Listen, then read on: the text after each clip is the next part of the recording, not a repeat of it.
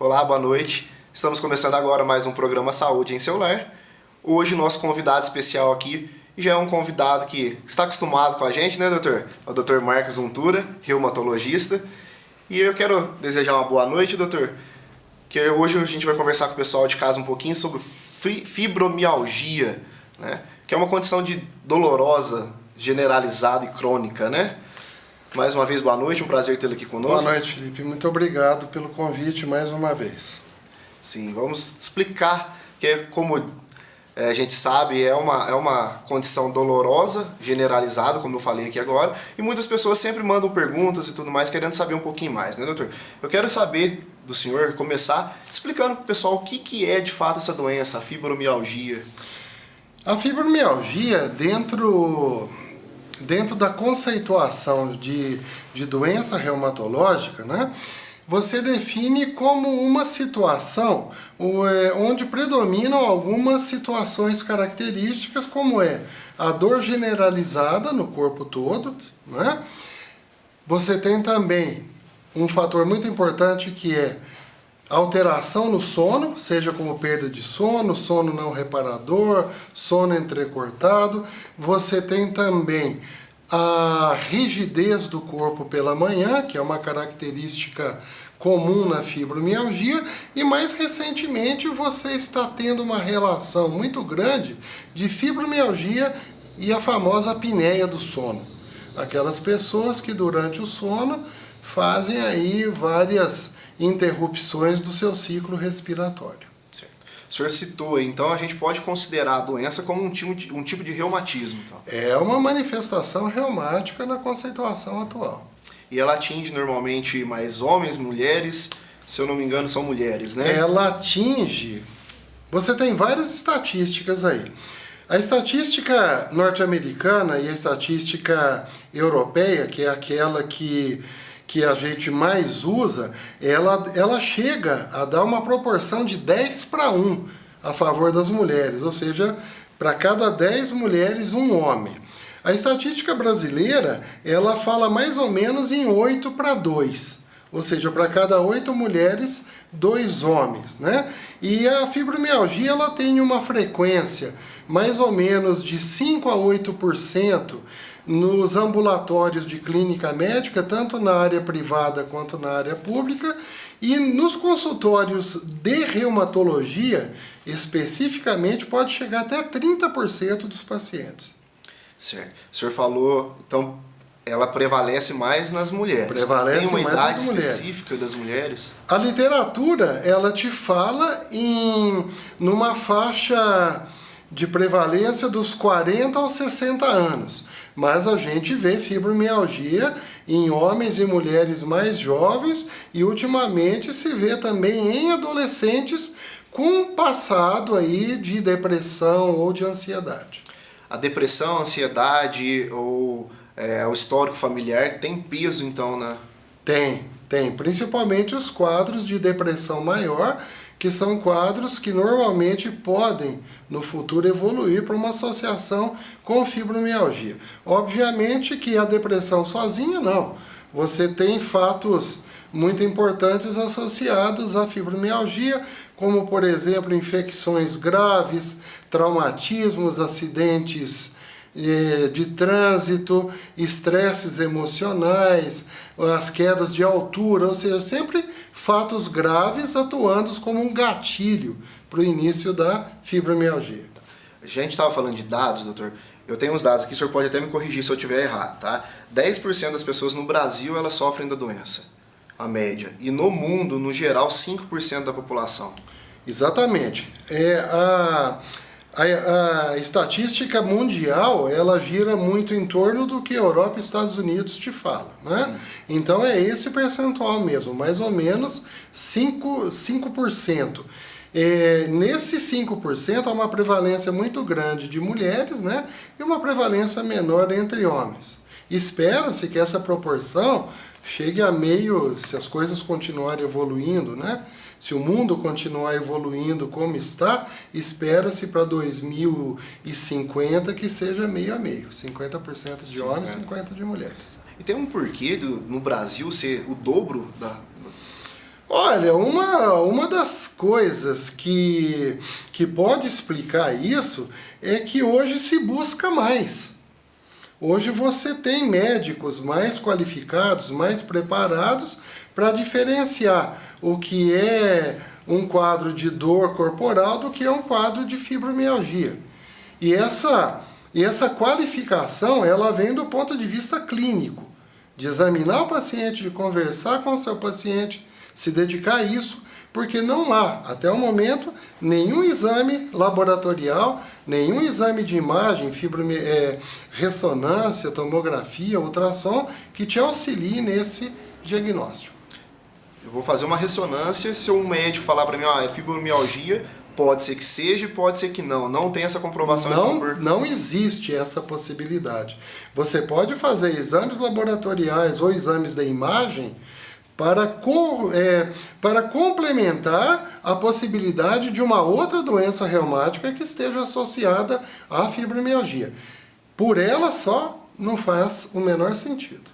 Só para a gente fazer um paralelo aqui, doutor, uma outra doença reumática, qual que é a principal diferença para a fibromialgia? Olha, existem pacientes que eles chegam com uma associação de fibromialgia e doenças articulares propriamente ditas, principalmente a artrite reumatoide, né? Então você vê os pacientes com o componente de dor muscular, de dor corporal, associado a um contexto de dores articulares, dor nas mãos, punhos, cotovelos, ombros, joelhos, com um componente inflamatório que faz você separar em duas coisas. Por um lado a fibromialgia e por outro um processo inflamatório articular, por exemplo, uma artrite reumatoide. Aí sim vale fazer exames, radiografia, tomografia, tudo o que for necessário. E ela tem um sinal de alerta, as pessoas assim, tô com uma dor na articulação, mas, por exemplo, não é uma tendinite. Ela dá um sinal, a fibromialgia dá um sinal diferenciado de alerta? Ela te dá um sinal bem assim, bem típico dela, que é o seguinte, são pacientes que eles chegam para você dizendo que há no mínimo 3 meses vem evoluindo com cansaço, posteriormente dores musculares, maior pela manhã, à medida que vão movimentando, iniciando o seu dia, a dor ameniza, mas não passa, então trabalha o dia todo. Quando chega em casa, toma seu banho, quer descansar, aí é onde o calvário começa, né? O quadro de dor, de contratura, e isso, obviamente, tem um substrato na qualidade do sono.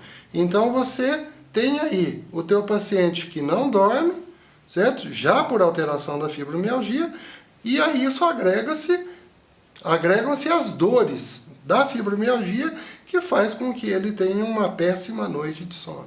Certo. O senhor já até citou também, doutor, mas eu gostaria que deixasse um pouquinho mais claro para o pessoal que está nos assistindo a relação com a depressão dessa doença.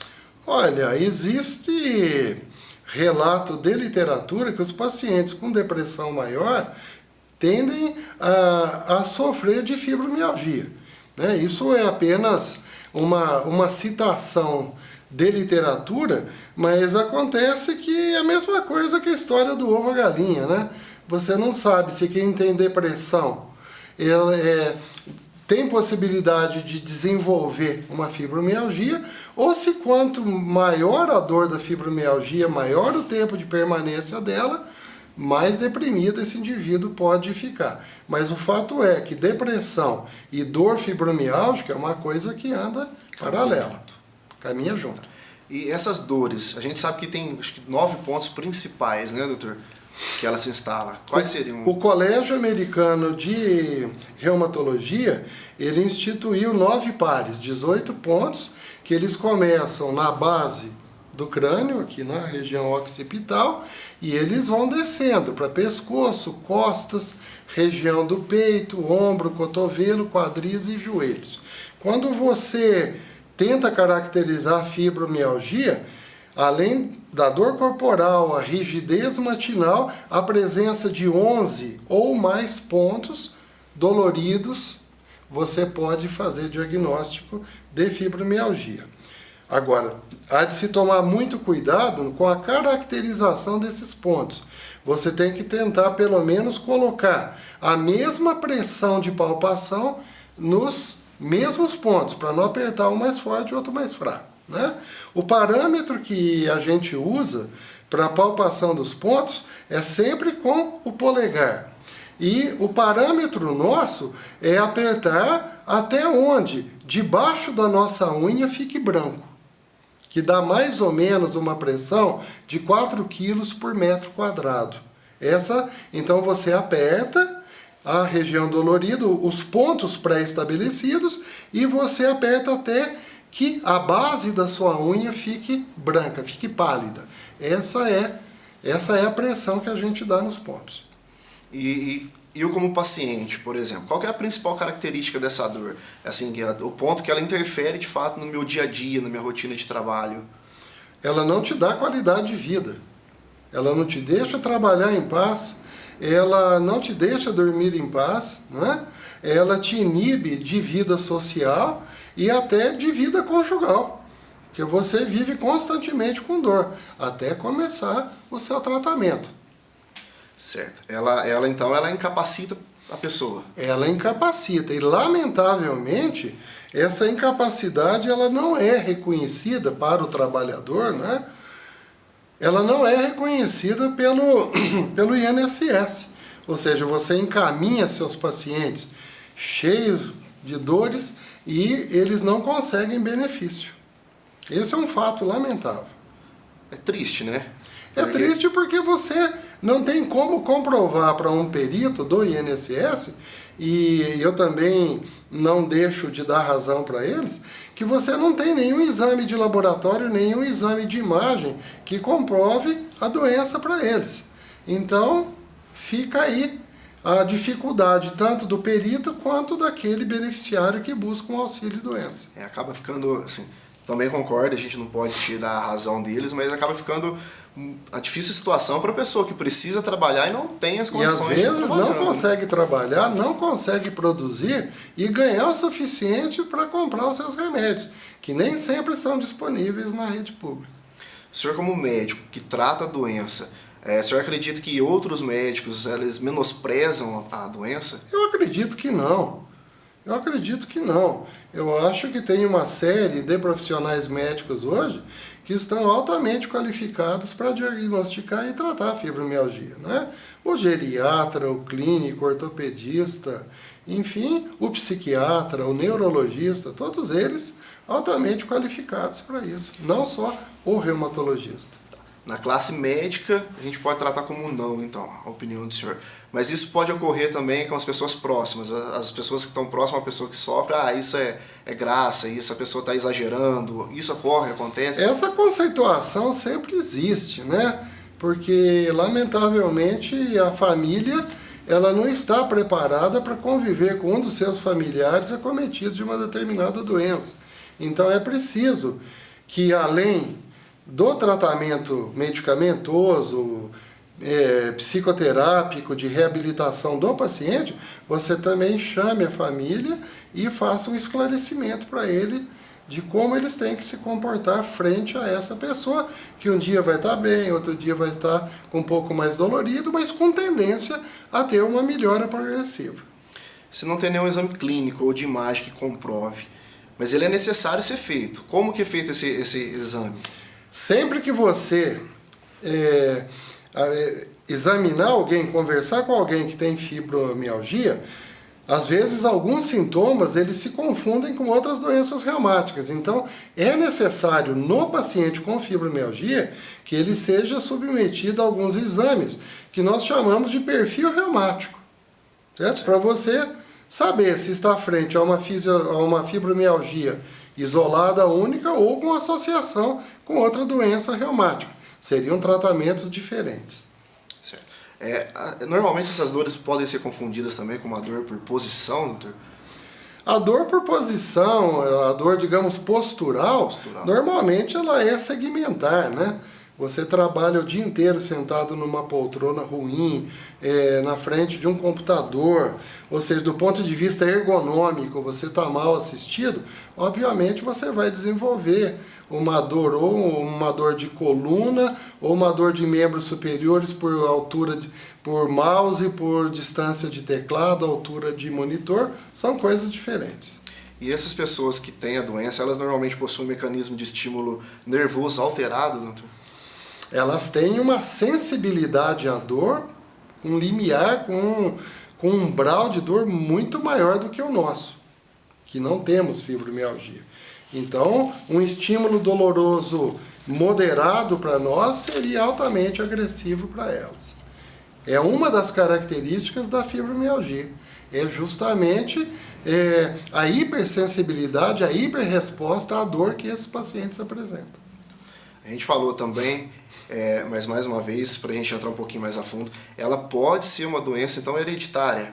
Pode. A pessoa pode. Pode. Se você estudar a genética da fibromialgia, ela tem assim uma característica muito marcante em termos de herança. Ela pode adquirir a característica de uma herança chamada atávica.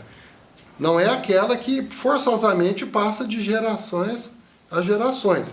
Ela pode saltar 1, 2 gerações, mas dentro de uma mesma linhagem familiar ela pode aparecer mais dia, menos dia. Certo. Doutor, a gente vai para o nosso primeiro intervalo, 2 minutinhos e a gente está de volta.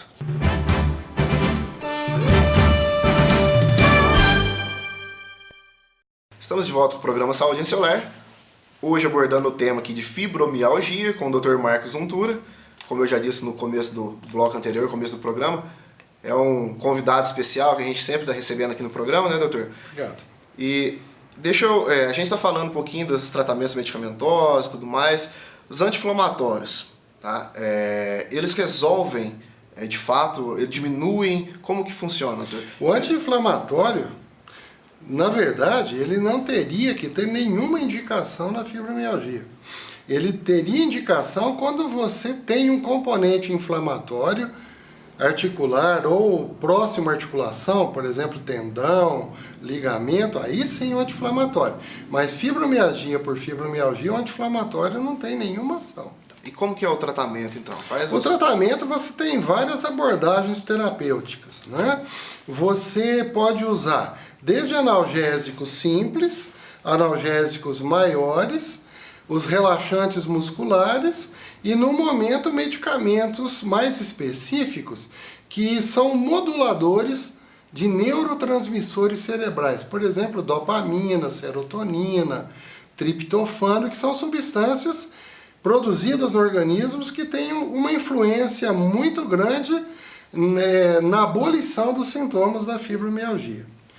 Então, você tem uma gama de medicamentos muito grandes, passa pelos antidepressivos, eles têm uma ação muito específica no tratamento da fibromialgia, passa pelo relaxante muscular, que ele pode te dar uma qualidade de sono melhor, ele pode fazer sofrer menos à noite, até que essas medicações de primeira linha surtam efeito, né? Mas o básico mesmo é relaxante muscular, analgésicos e os chamados recaptadores de serotonina, que hoje tem vários no mercado que praticamente toda a classe médica já está ciente do uso deles. Por isso que eu falo que tem um monte de profissionais qualificados para o tratamento da fibromialgia. Paralelo a isso, uma coisa que a gente não abre mão, junto ao tratamento medicamentoso, é atividade física. Atividade física, ela se baseia num tripé: baixo impacto, baixo peso e alta frequência. Então você começa do básico, uma atividade física devagar, lenta, sem impacto, sem muita carga, mas que ela seja contínua. A atividade física, ela libera substâncias analgésicas, principalmente as chamadas beta-endorfinas. O mesmo raciocínio você pode jogar para a hidroterapia. Atividade na água é uma coisa prazerosa, de baixíssimo impacto e com trabalho muscular até menos, com menos sofrimento, né? Fora isso, caminhada ajuda. À medida que as dores vão cedendo, uma atividade mais já com algum peso numa academia, o Pilates, que trabalha muito bem a parte muscular, você pode associar alguma coisa tipo dança, é uma coisa, por exemplo, que os europeus usam muito, né? E as terapias cognitivo-comportamentais, né? Que são terapias, são psicoterapias onde você trabalha o comportamento desse indivíduo, você trabalha na modulação da dor que ele sente ou que ele sentiu. Atividade física, os exercícios físicos e a fisioterapia, doutor? A fisioterapia você também usa, né? Principalmente a fisioterapia analgésica, né? Todo aquele contexto que os fisioterapeutas usam, né, de calor, de estimulação elétrica, tudo isso é sempre bem-vindo. Na verdade, quando você começa a tratar a fibromialgia, a urgência principal é você tirar a dor daquele paciente, é você aliviar a dor. E aí você é livre para usar o que você quiser, simples ou conjuntamente, medicamento, fisioterapia, alguma atividade na água. Fique à vontade para fazer o seu cardápio inicial, desde que coisas isoladas ou em conjunto melhorem a dor daquele indivíduo. A acupuntura também seria... Ajuda muito a acupuntura, ajuda demais. Como que age a acupuntura? Eu não seria a pessoa mais adequada para te falar sobre mecanismo de ação das agulhas na acupuntura, né? Mas os acupunturistas, eles se baseiam nos meridianos, né? Segundo a tradicional medicina chinesa. Então existem meridianos pelo corpo todo que são moduladores da dor, e é ali onde as agulhas vão. Certo. A gente sabe que é uma doença crônica, como a gente já falou. Ela normalmente dura anos ou a vida inteira, certo? Olha, nada nessa vida é para sempre, né? A gente consegue dar uma qualidade de vida boa, né? Medicamentos, a gente sabe quando introduzir, mas lamentavelmente não sabe quando retirá-los. A gente usa um parâmetro que é o seguinte: sempre existe uma janela de oportunidade para você diminuir a dose do que você usa. Então você vai observando melhora da dor, qualidade do sono, a volta à vida social, como esse indivíduo se comporta no trabalho, e aí você vai adequando doses de medicamentos. Mas eu não conheço fibromialgia que tenha se resolvido num período mínimo de 18 meses. Aí é onde, se ele passou bem por 18 meses, você pode respirar tranquilo e já começar a programar a diminuição desses medicamentos e, em alguns casos, até a retirada deles. E como que é a evolução da doença no paciente que descobre hoje, por exemplo, que ela tem a doença? Na verdade, ele perambulou por um monte de lugar aí já, né? Ele escutou um monte de coisa, né? Mas a verdade é que ninguém aceita bem um diagnóstico de fibromialgia. Ninguém aceita porque todo mundo se informa hoje, né? Hoje você fala que ele tem fibromialgia, ele chega em casa, entra no Google, dá um Google lá, fibromialgia, e ele lê não só coisas boas como ruins. Então ele lê um quadro completo de fibromialgia e ele tenta se encaixar naquilo que é de pior, né? Mas receber um diagnóstico de fibromialgia é sempre uma coisa desagradável. Então é aí onde vale o discernimento, o bom senso, a paciência do profissional médico para explicar que as coisas não são eternas, que ele vai melhorar, embora existam fatores que influenciam na melhora e piora dessas dores. Por exemplo, mudança de clima, estresse emocional, infecções. Então são fatores que podem aparecer, mas do jeito que essas situações se acomodam, as dores também voltam ao patamar de normalidade. O senhor falou da alteração do clima. Sim. Normalmente o frio, ele piora essas dores? Né? Não só o frio. O frio, a mudança, por exemplo, de céu azul para nublado, de nublado para chuva, e até a umidade do ar, né? Então, quanto mais úmido o tempo, com certeza alguma oscilação nas dores ele vai ter. Doutor, o senhor está falando das alterações climáticas, o senhor explicou agora, não só o frio, como eu perguntei. Mas qual que é a relação do tempo com essa doença? Existe uma explicação para isso? Existe. Quando você estuda o clima, né, que é um capítulo chamado Climatoterapia, você vê que os ventos eles têm influência, a umidade do ar, mas tudo gira em torno da carga elétrica do meio ambiente. Isso tem uma influência muito grande no aparelho muscular e é onde você vê que nas mudanças de clima você consegue ter uma contratura de músculo maior, as pessoas se retraem mais e elas conseguem sentir mais dores na ausência daquele céu azul, daquele calorzinho. Daqui para frente, de setembro para frente, você vai ver os pacientes com fibromialgia levarem uma vida mais digna. A gente pode tratar a doença como uma doença da vida moderna, doutor? Não, de jeito nenhum. Isso daí, quando a gente começou a fazer medicina nos anos 80, o antigo Código de Doenças, Código Internacional de Doenças, que era a versão 9, que era um código até certo ponto bom. Ele tinha um capítulo lá chamado Reumatismo Psicogênico. Então, quando os teus pacientes chegavam, lá nos anos 80, com essas queixas, muita gente taxava como reumatismo psicogênico.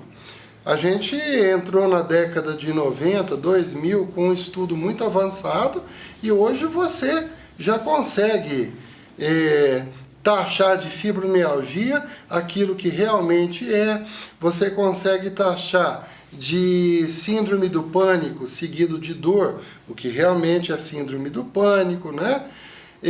Você consegue taxar o que é a síndrome das pernas inquietas, que é uma variante da fibromialgia.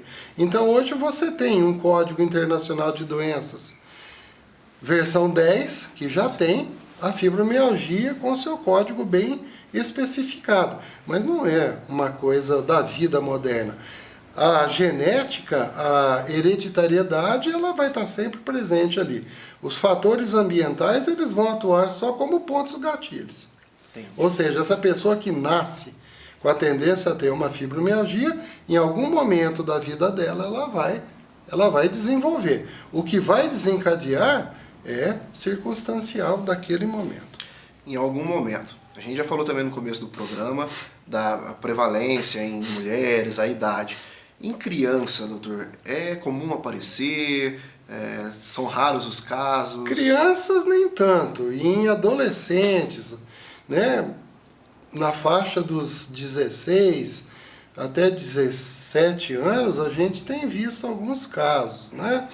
E você vê que aí já tem um contexto familiar, alguns até com sobrecarga, né? Ou seja, já tem a escola, tem aula de inglês, vai para o futebol e faz isso e faz aquilo. Então existe uma sobrecarga muito grande em cima daquele adolescente e isso pode, não é assim patognomônico, pode ter influência no desenvolvimento mais precoce, mais prematuro de uma fibromialgia.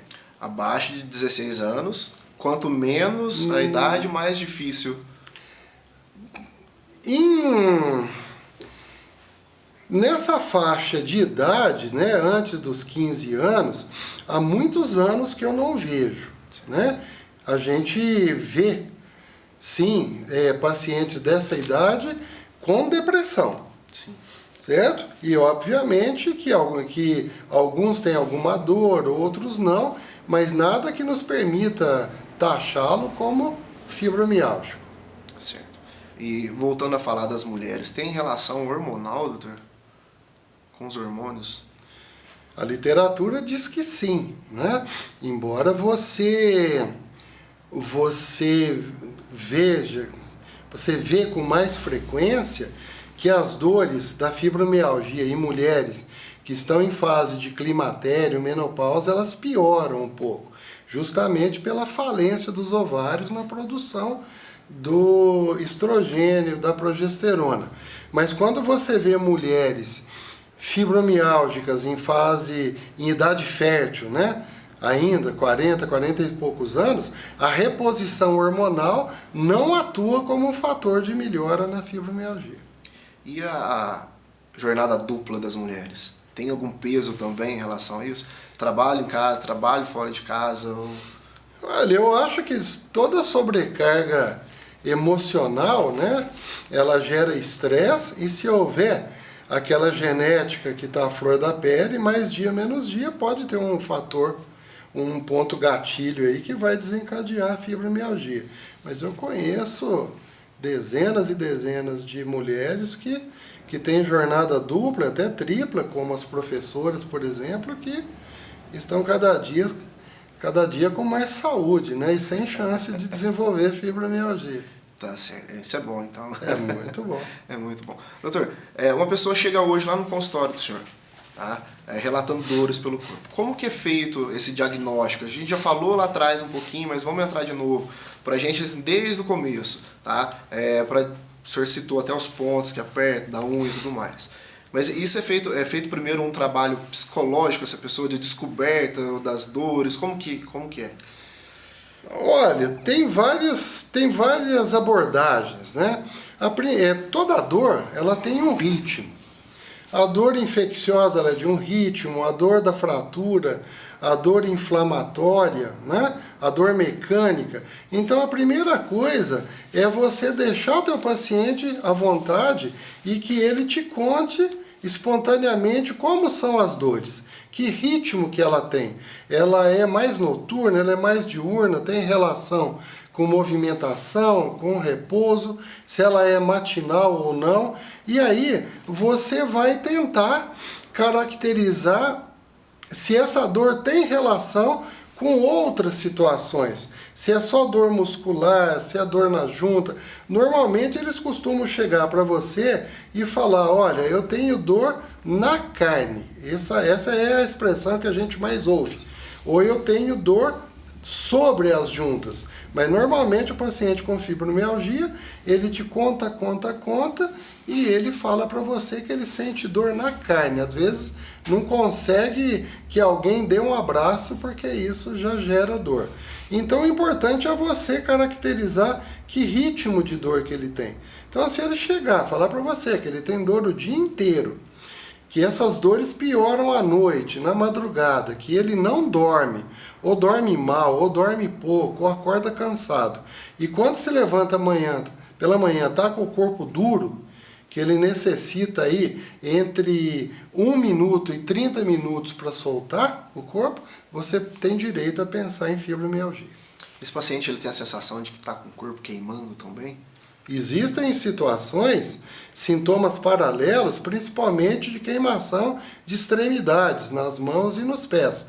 Alguns sentem queimação, outros sentem formigamento, adormecimento, hábito intestinal muda, hábito urinário muda, principalmente nas mulheres, né?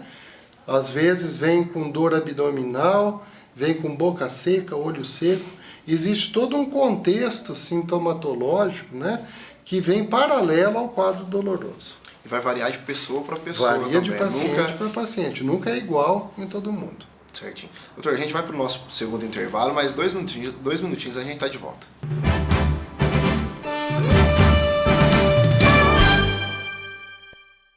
De volta com o programa Saúde em Seu Lar, o último bloco, hoje aqui falando sobre fibromialgia com o Dr. Marcos Untura.